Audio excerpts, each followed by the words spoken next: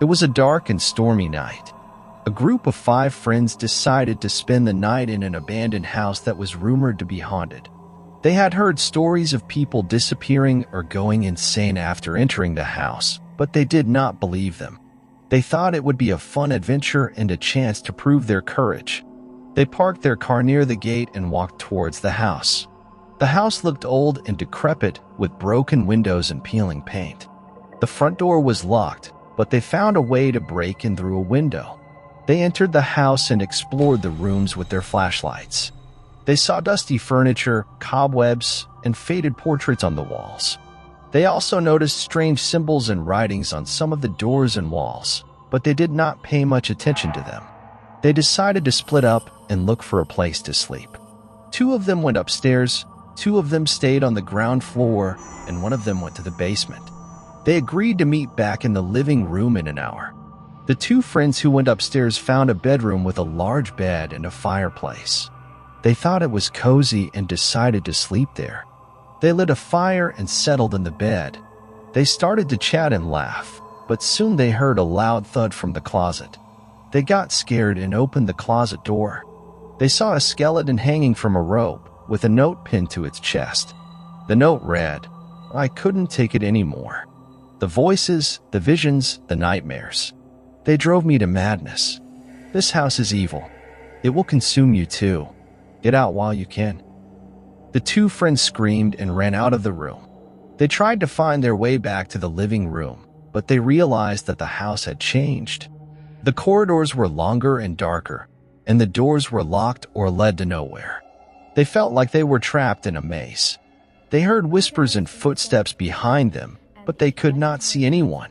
They felt a cold hand grab their shoulders and pull them back. They turned around and saw a pale face with red eyes and sharp teeth. It was the ghost of the owner of the house, who had killed himself and his family in a ritual sacrifice. He said, "Oh, welcome to my house. You're my guest now.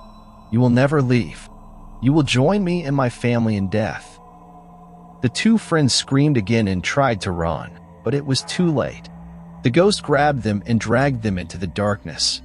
The 2 friends who stayed on the ground floor found a kitchen with a fridge and a stove. They thought they could make some food and have a snack. They opened the fridge and saw some meat, cheese, and eggs. They took them out and put them on the counter. They turned on the stove and started to cook.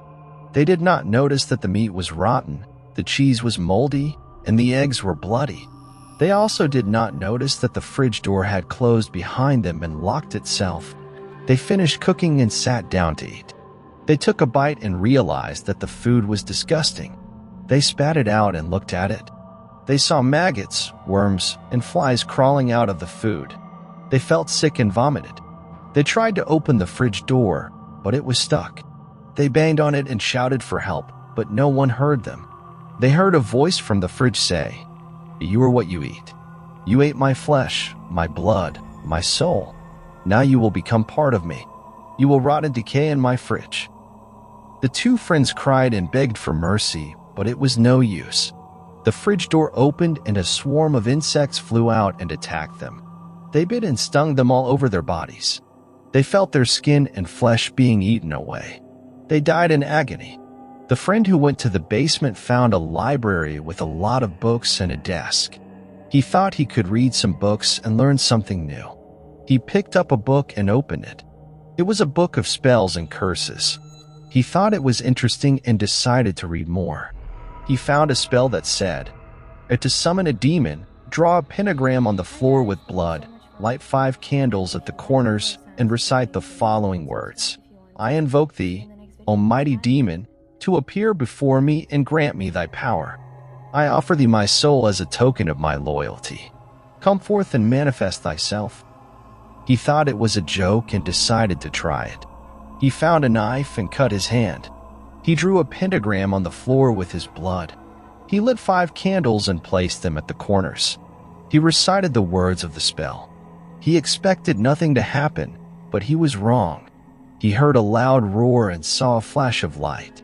He looked up and saw a huge creature with horns, wings, and claws. It was a demon. It said, "You have summoned me, foolish mortal. You have given me your soul. You are now my servant.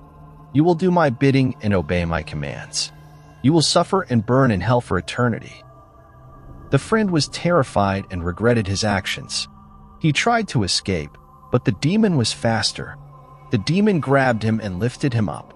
He felt the demon's claws piercing his chest and his heart being ripped out. He died in pain. The hour was up and none of the friends had returned to the living room. The house was silent and dark. The storm was still raging outside. The car was still parked near the gate.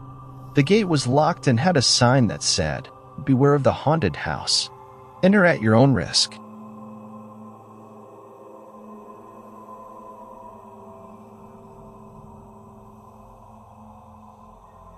I still don't know what happened that night. All I know is that it was the most terrifying experience of my life. Mia and I had been looking forward to this trip for months. A cozy cabin in the woods, away from the city and the stress. A perfect pre-honeymoon getaway for us. We arrived at the cabin just before sunset. It looked quaint and charming, surrounded by tall trees and a small lake. We unpacked our bags and settled in, lighting a fire and opening a bottle of wine. We cuddled on the couch, watching a movie and kissing. Everything was perfect, until we heard a loud thud from upstairs. We paused the movie and looked at each other. "Did you hear that?" Mia asked, her voice trembling. "Probably just a raccoon or something," I said, trying to sound calm. "Let me go check it out." I grabbed a flashlight and headed upstairs. The cabin had 2 bedrooms and a bathroom. I checked each room, but found nothing. No sign of any intruder or animal. I was about to go back downstairs when I heard another thud, this time from the bathroom. I opened the door and shone the flashlight inside. The bathroom was empty except for a large mirror above the sink. I looked at my reflection and felt a chill run down my spine. There was someone behind me. A pale, gaunt face with sunken eyes and a twisted smile. A hand reaching for my neck. I screamed and turned around, but there was no one there. Just an empty bathroom. I ran downstairs, calling for Mia. I found her on the couch, still watching the movie. She looked at me with a puzzled expression. "What's wrong?" she asked. "You look like you've seen a ghost." I told her what I saw in the bathroom. She looked skeptical, but also concerned. "Maybe you're just tired," she said. "Or maybe you had too much wine. Come on, let's go to bed. We'll feel better in the morning." She took my hand and led me to the bedroom. She kissed me and hugged me, trying to comfort me. I tried to forget the face in the mirror, but I couldn't. It was burned into my mind. We got into bed and turned off the lights. Mia fell asleep quickly, but I couldn't. I lay awake, listening to the sounds of the night. The wind, the crickets, the fire. And then a whisper. "Hello." I jolted up, looking around. The room was dark, but I could see the outline of the window and the silhouette of a person standing outside. I felt a surge of fear and anger. Who was this? How did they find us? What did they want? I grabbed the flashlight and got out of bed. I walked towards the window, ready to confront the intruder. I reached the window and shone the flashlight outside. There was no one there, just the trees and the lake, and the reflection of the face in the mirror. The same face that I saw in the bathroom. The same face that was behind me. The same face that was now in front of me. It smiled and said, "A good night."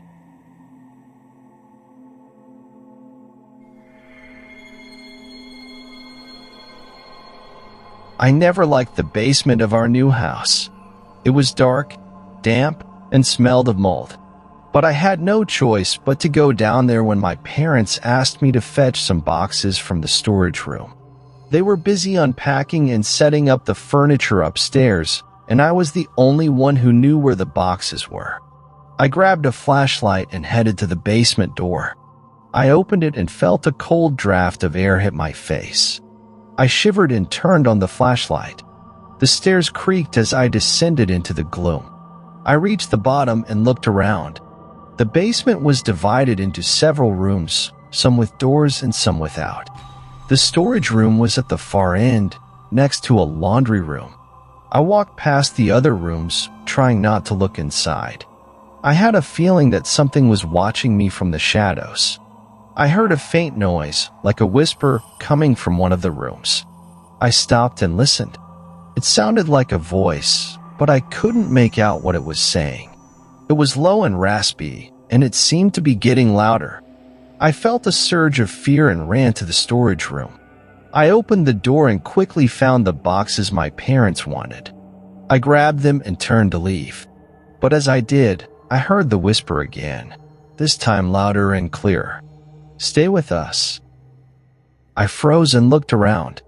The voice was coming from behind me, from the storage room. I saw a faint glow in the corner, where a pile of old books and papers lay. I felt a curiosity overcome my fear, and I walked towards the glow. As I got closer, I saw that the books and papers were covered with strange symbols and drawings. They looked like some kind of occult writings, maybe from a cult or a secret society. I picked up one of the books and opened it. It was written in a language I didn't recognize, but I saw some words that looked familiar. Words like a ritual, a sacrifice, and a portal. I realized that these books and papers were related to some kind of dark magic and that the basement was the site of their ceremonies. I wondered what they were trying to do and what they had unleashed. I felt a chill run down my spine and dropped the book. I turned to leave, but the door slammed shut behind me. I heard a loud thud and then another whisper, "You are the chosen one." I panicked and ran to the door. I tried to open it, but it was locked. I banged on it and shouted for help, but no one heard me. I was trapped in the basement with the whispers and whatever they belonged to. I heard another thud and then another. They were getting closer, coming from the other rooms. I realized that they were not just whispers, but entities. Entities that had been summoned by the dark magic and that wanted me for some sinister purpose. I looked for another way out, but there was none. The only window was barred, and the walls were solid. I was cornered, with nowhere to run. I felt a presence behind me, and I turned around. I saw a dark shape with glowing red eyes and a twisted mouth. It was one of the entities, and it was smiling. It spoke in a whisper that echoed in my mind. "Welcome to the basement.